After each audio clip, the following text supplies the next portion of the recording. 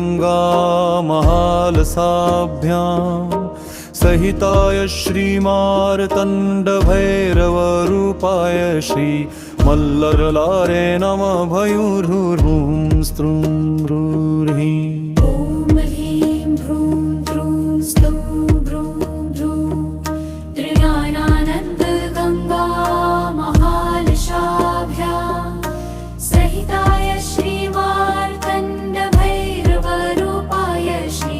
मल्लारे नमः भयूर्हुं स्त्रुं ह्रूर्हि। ॐ ह्रीं ह्रूं ह्रूं स्त्रौं ह्रूं ह्रूं त्रिज्ञानानन्दगङ्गा महालसाभ्यां सहिताय श्रीमार्तण्डभैरवरूपाय श्री मल्लारे नमः भयूर्हुं स्त्रुं ह्रूर्हि। ॐ ह्रीं ह्रूं ह्रूं स्त्रौं ह्रूं ह्रूं त्रिज्ञानानन्दगङ्गा महालसाभ्यां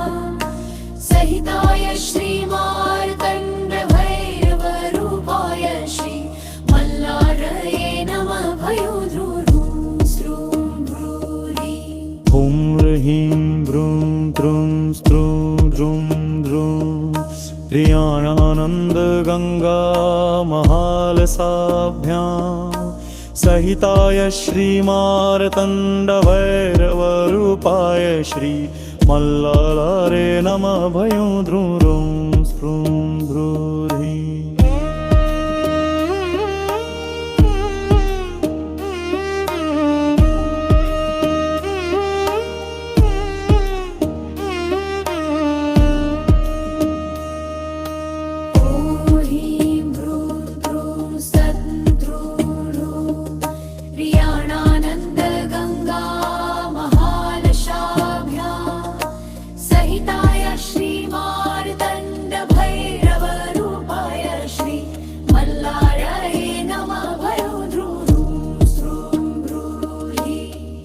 ह्रीं ह्रूं ह्रूं स्त्रौं ह्रूं ह्रूं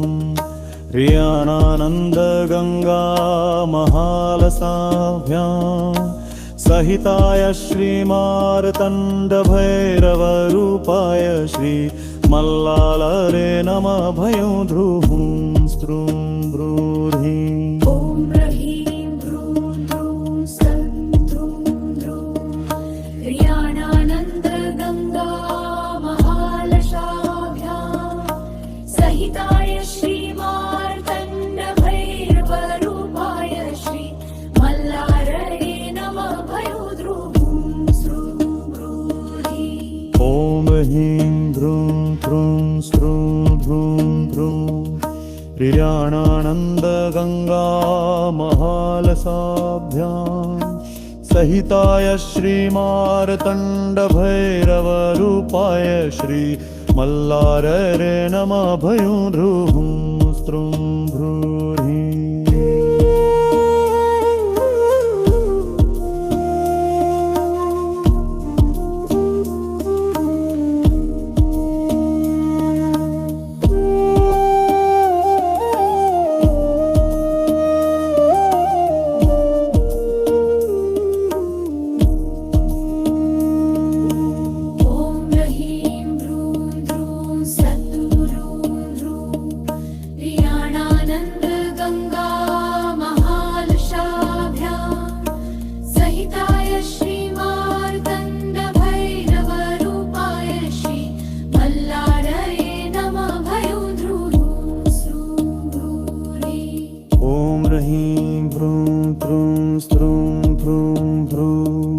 त्रिज्ञानानन्दगङ्गा महालसाभ्यां सहिताय श्रीमार्तण्डभैरवरूपाय श्री मल्लाराय नमः भयूर्हुं स्त्रुं ह्रूर्हि।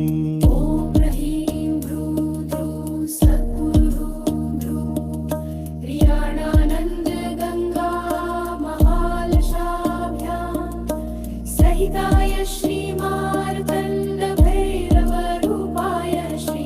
मल्लारये नमः भयूर्हुं स्त्रुं ह्रूर्हि। ॐ ह्रीं ह्रूं ह्रूं स्त्रौं गंगा महालसाभ्यां सहिताय श्रीमार्तण्ड भैरव रूपाय श्री मल्लालारे नमः भयूर्भुं स्त्रुं भ्रूर्हिं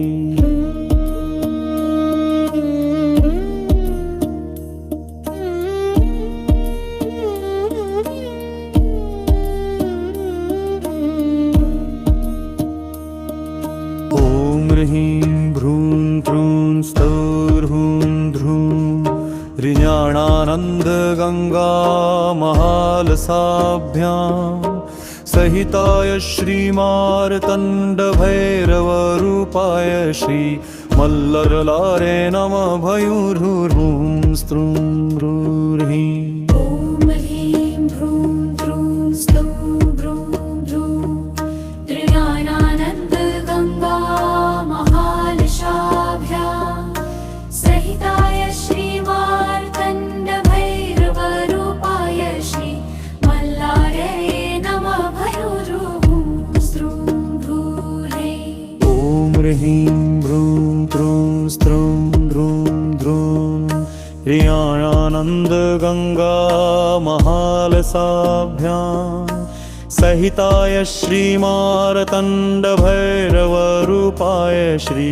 मल्लालारे नमः भयूर्भुं स्त्रुं भ्रूर्हिं ॐ ह्रीं भ्रूं त्रूं स्तौं भ्रूं भ्रूं त्रियाणानन्द गंगा महालसाभ्यां सहिताय श्रीमार्तण्ड भैरव रूपाय श्री मल्लारे नमः भयूर्भुं स्त्रुं भ्रूर्हिं ॐ ह्रीं भ्रूं त्रूं स्त्रुं भ्रूं भ्रूं ह्रियाणानन्द गंगा महालसाभ्यां सहिताय श्रीमार्तण्ड भैरव रूपाय श्री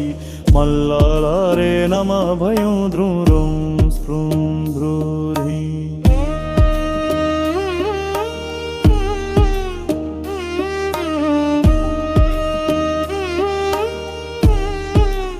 ॐ ह्रीं भ्रूं त्रूं सत्त्रूं ह्रियाणानन्द गंगा महालसाभ्यां सहिताय श्रीमार्तण्ड भैरव रूपाय श्री मल्लारे नमः भयूर्भुं स्त्रुं भ्रूर्हिं ॐ ह्रीं भ्रूं त्रूं स्त्रुं भ्रूं भ्रूं ह्रियाणानन्द गंगा महालसाभ्यां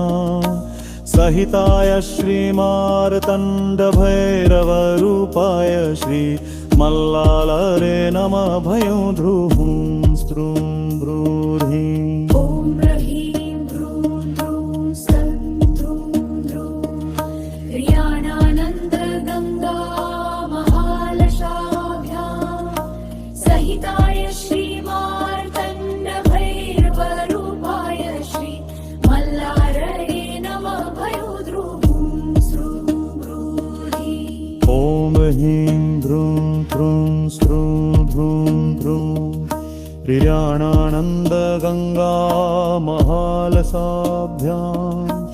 सहिताय श्रीमार्तण्ड भैरव रूपाय श्री मल्लारे नमः भयूर्भुं स्त्रुं भ्रूर्हिं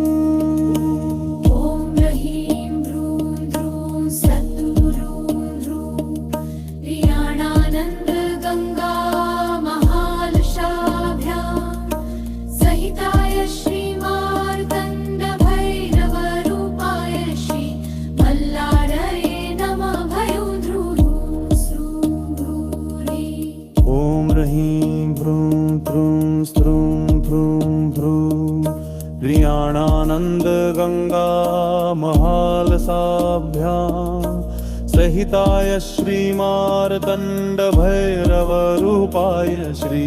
मल्लाराय नमः भयूर्भ्रूं स्त्रूं भ्रूरि ॐ ह्रीं भ्रूं द्रूं सद्गुरुं भ्रूं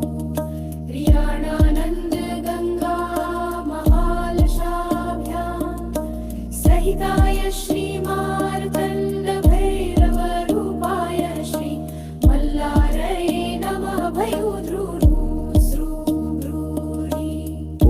ह्रीं भ्रूं द्रूं स्त्रूं भ्रूं भ्रूं प्रियाणानन्दगङ्गा महालसाभ्यां सहिताय श्रीमार्तण्डभैरवरूपाय श्री मल्लालारे नमः भयूर्भ्रूं स्त्रूं भ्रूरि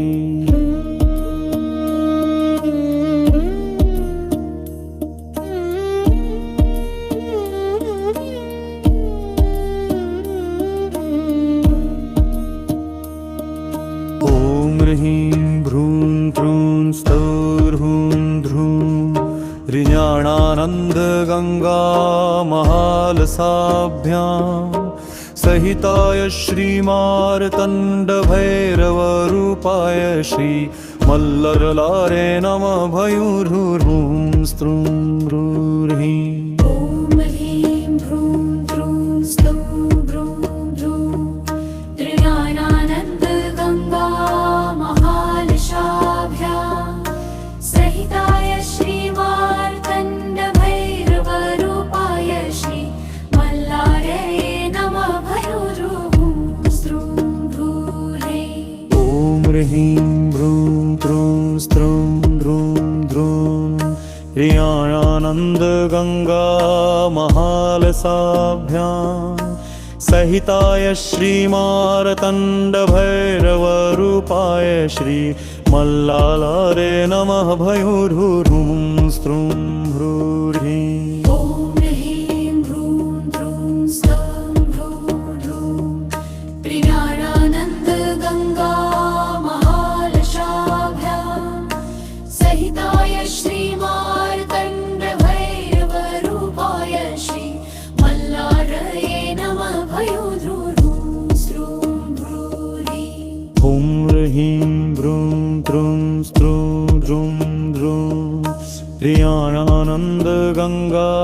महालसाभ्यां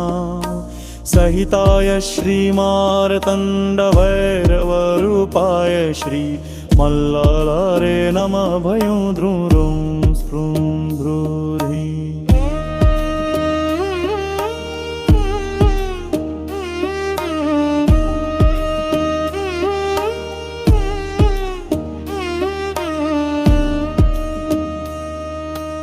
ॐ ह्रीं भ्रूं द्रूं सद्गुरुं प्रियाणानन्दगङ्गा महालशाभ्यां सहिताय श्रीमार्तण्डभैरवरूपाय श्री मल्लारये नमः भयूर्भ्रूं स्त्रूं भ्रूरि ॐ ह्रीं भ्रूं द्रूं स्त्रूं भ्रूं भ्रूं ऋण्याणानन्दगङ्गा महालसाभ्यां सहिताय श्रीमार्तण्डभैरवरूपाय श्री मल्लालारे नमः भयूर्भ्रूं स्त्रूं भ्रूरि ॐ ह्रीं भ्रूं द्रूं स्तं भ्रूं भ्रूं प्रियाणानन्दगङ्गा महालशाभ्यां सहिताय श्रीमार्तण्डभैरवरूपाय श्री मल्लारये नमः भयूर्भ्रूं स्त्रूं भ्रूरि ॐ ह्रीं भ्रूं द्रूं स्त्रूं भ्रूं भ्रूं प्रियाणानन्दगङ्गा महालसाभ्यां सहिताय श्रीमार्तण्डभैरवरूपाय श्री मल्लारये नमः भयूर्भ्रूं स्त्रूं भ्रूरि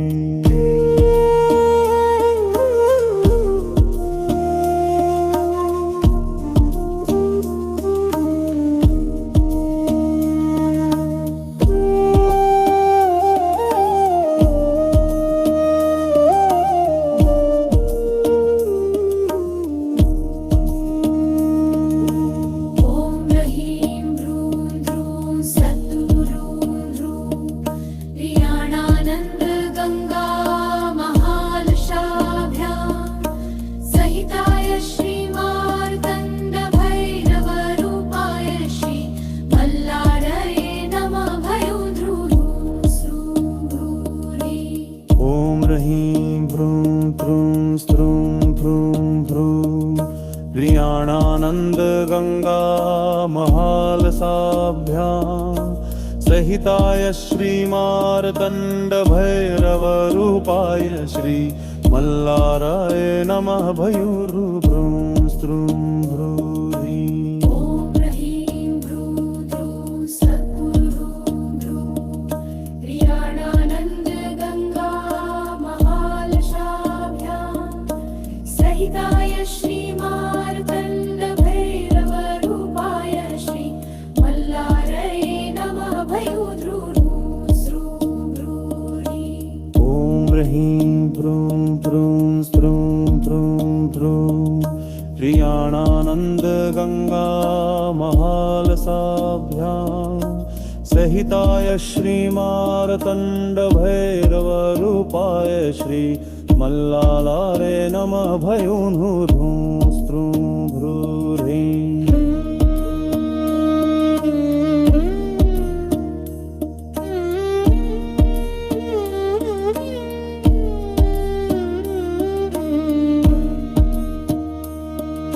ॐ ह्रीं भ्रूं त्रूं स्तौर्हूं ध्रूं ऋजाणानन्दगङ्गा महालसाभ्यां सहिताय श्रीमार्तण्डभैरवरूपाय श्री मल्लरलारे नमः भयूर्भ्रूं स्त्रूं भ्रूरि ॐ ह्रीं भ्रूं त्रूं स्तौं भ्रूं भ्रूं त्रियाणानन्दगङ्गा महालसाभ्यां सहिताय श्रीमार्तण्डभैरवरूपाय श्री मल्लारये नमः भयो ध्रुवं स्रुं भ्रूरि ॐ ह्रीं भ्रूं त्रूं स्त्रूं भ्रूं भ्रूं प्रियाणानन्दगङ्गा महालसाभ्यां सहिताय श्रीमार्तण्डभैरवरूपाय श्री मल्लालारे नमः भयूर्भ्रूं स्त्रूं भ्रूरि ॐ ह्रीं भ्रूं त्रूं स्तौं भ्रूं भ्रूं प्रियाणानन्दगङ्गा महालसाभ्यां सहिताय श्रीमार्तण्डभैरवरूपाय श्री मल्लारये नमः भयो ध्रुवं स्रुं भ्रूरि ॐ ह्रीं भ्रूं त्रूं स्त्रूं भ्रूं भ्रूं प्रियाणानन्दगङ्गा महालसाभ्यां सहिताय श्रीमार्तण्डभैरवरूपाय श्री मल्लालारे नमः भयूर्भ्रूं स्त्रूं भ्रूरि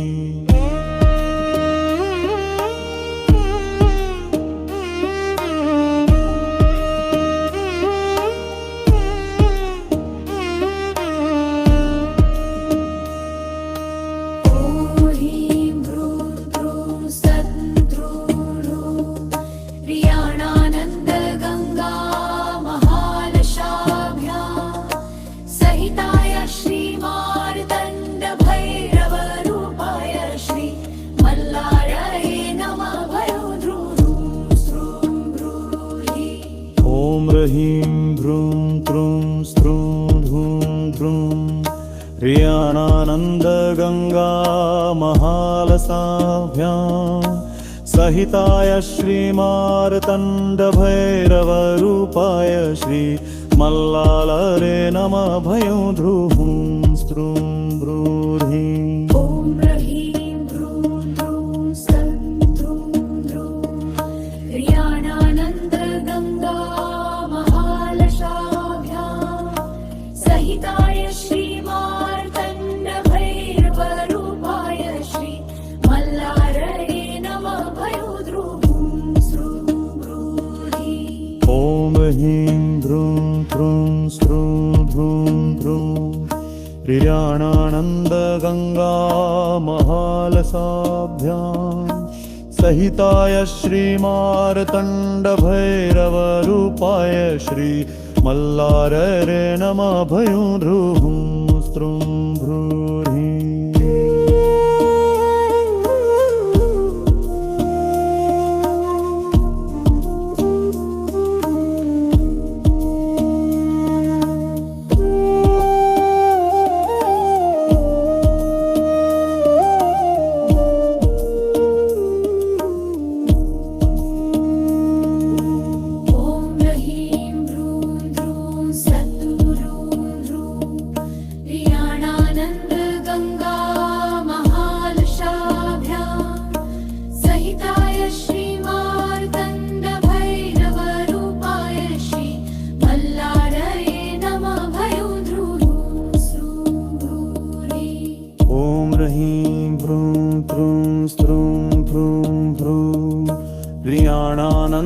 गंगा महालसाभ्यां सहिताय श्रीमार्तण्डभैरवरूपाय श्री मल्लारये नमः भयूर्भ्रूं स्त्रुं भ्रूर्हि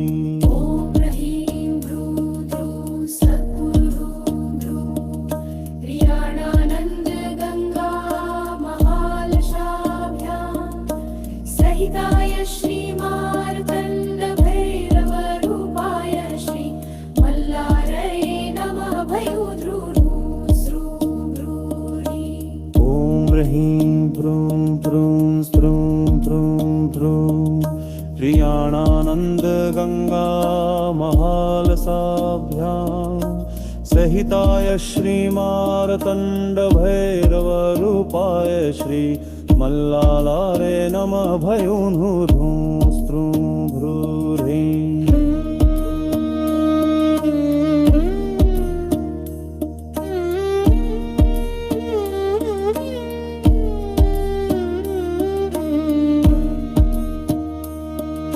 ॐ ह्रीं भ्रूं भ्रूं स्तौर्हूं ध्रूं ऋण्याणानन्दगङ्गा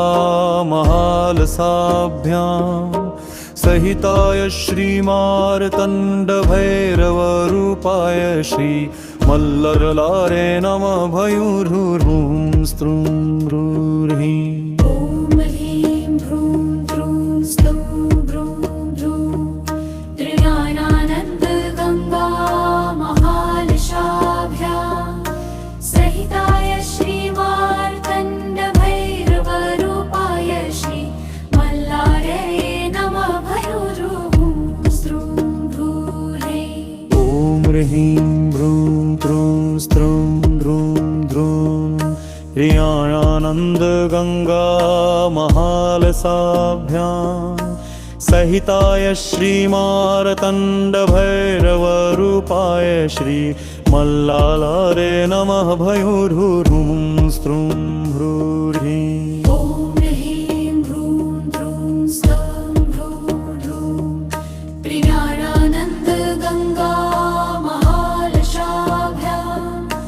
सहिताय श्रीमार्तण्डभैरवरूपाय श्री मल्लारये नमः भयूर्भ्रूं स्त्रुं भ्रूर्हि ॐ ह्रीं भ्रूं भ्रूं स्त्रुं भ्रूं भ्रूं प्रियाणानन्दगङ्गा महालसाभ्यां सहिताय श्रीमार्तण्डभैरवरूपाय श्री मल्लारये नमः भयूर्भ्रूं स्त्रुं भ्रूर्हि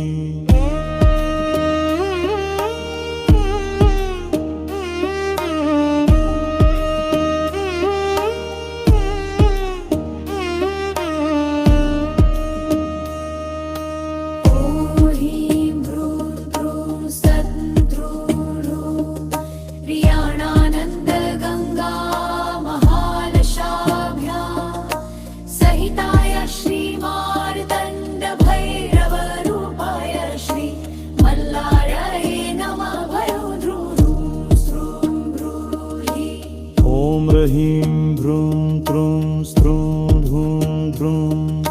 ऋण्याणानन्दगङ्गा महालसाभ्यां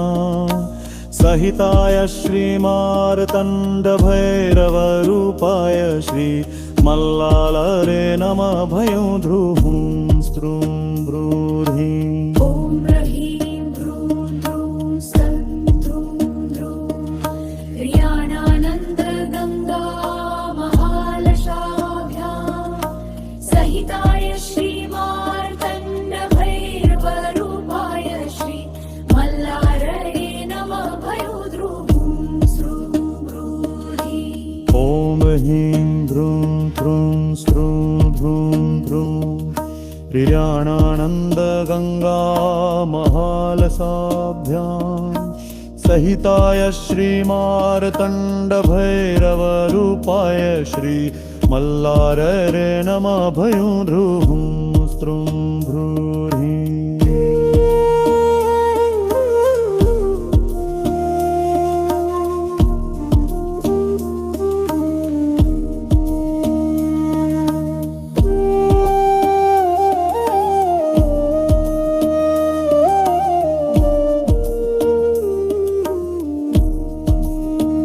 ॐ ह्रीं द्रूं द्रूं सद् द्रूं द्रूं ह्रियाणानन्दगङ्गा